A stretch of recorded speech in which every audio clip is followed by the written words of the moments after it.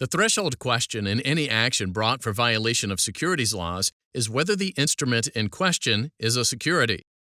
The Securities Act of 1933 defines the term security broadly to include documents such as notes, stocks, and investment contracts.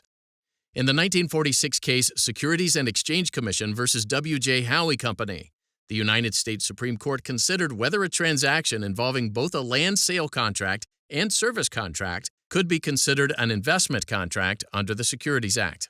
W.J. Howey Company owned large citrus groves in Lake County, Florida. Additionally, Howey-in-the-Hills Service, Incorporated, which was controlled by the Howey Company, engaged in the cultivating and development of citrus groves, including the harvesting and marketing of crops. The Howey Company planted about 500 acres of crops per year and offered to sell half of the groves to the public.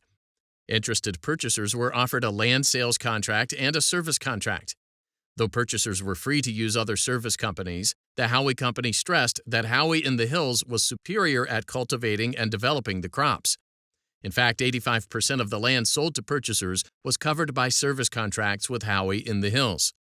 Under the service contracts, Howey-in-the-Hills was given a lease and full and complete possession of the land.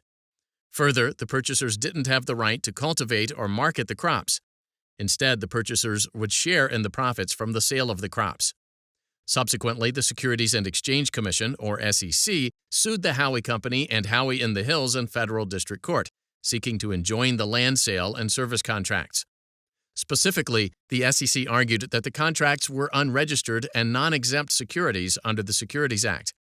In response, the Howey Company and Howey-in-the-Hills argued that the contracts weren't securities within the meaning of the Securities Act.